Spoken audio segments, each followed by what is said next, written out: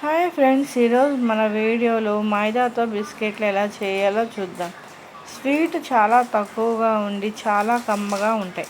ఒక గంట కష్టపడి చేసుకుంటే ఇంటిల్లపాది కమ్మగా తినేయచ్చు.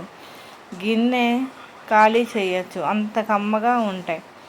చాలా సాఫ్ట్గా కరకరలాడుతూ ఉంటాయి. దానికి కావాల్సిన పదార్థాలు: ఒక బౌల్ నిండా మైదా పిండి, హాఫ్ కప్ షుగరు, 2 ఎగ్స్, తగినంత నెయ్యి తీసుకోవాలి. తర్వాత ఒక పెద్ద గిన్నె తీసుకొని ఒక స్ట్రైనర్ పెట్టుకొని మైదా పిండిని చల్లించుకోవాలి.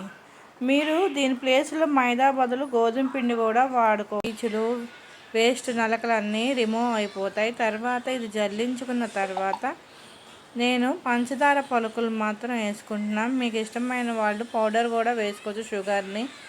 తర్వాత దీంట్లో 2 గుడ్లు కొట్టుకోవాలి. తర్వాత నెయ్యిని ఒక 4-5 స్పూన్ల వరకు వేసుకుంటాం. మీరు కరిగించిన నెయ్యి వేసుకోవచ్చు, నేను గడ్డ వేసుకున్నాను. ఇదంతా బాగా కలిసిన తర్వాత దీంట్లో కొద్దిగా వాటర్ పోసుకుంటే పంచదార అంతా కరిగే వరకు బాగా గట్టి ముద్దలాగా కలుపుకోవాలి. పైనుంచి కొద్దిగా ఆయిల్ వేసుకుంటూ బాగా కలుపుకోవాలి.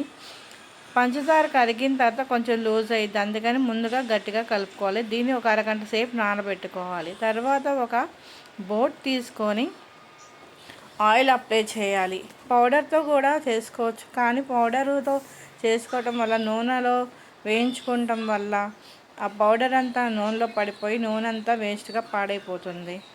అందువల్ల నేను నూనెతో చేసుకుంటున్నాను. మీరు కూడా నూనెతో చేసుకోండి ఇష్టమైన వాళ్ళు. తర్వాత పీటకి కర్రకి ఆయిల్ అప్లై చేసి ఒక ముద్ద తీసుకొని వీడియోలో చూపించినలాగా చపాతీలాగా చేసుకోవాలి.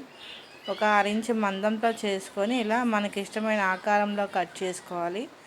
తర్వాత ఒక బాండీలో నూనె పెట్టుకొని ఆయిల్ కాగిన తర్వాత ఈ ముక్కలన్నీ వేసుకొని చక్కగా గోల్డెన్ బ్రౌన్ కలర్ వచ్చే వరకు ఫ్రై చేసుకోవాలి. ఈ ముక్కలన్నీ బాగా ఫ్రై అయిపోయినాయి. ఇదే విధంగా పిండి మొత్తం అయ్యేలాగా వేయించుకోవాలి. అంతే, చాలా ఈజీగా సింపుల్గా అయిపోయి చాలా టేస్టీగా ఉండే మైదా బిస్కెట్లు అయితే రెడీ అయిపోయినాయి. మీరు కూడా ఇంట్లో చేసుకోండి, చాలా కమ్మగా ఇంటిల్లపాది తినేయచ్చు. మా వీడియో మీకు నచ్చినట్లయితే ప్లీజ్ సబ్స్క్రైబ్ చేయండి. Thank you for watching. మరెన్నో మంచి వీడియోల కోసం మా ఛానల్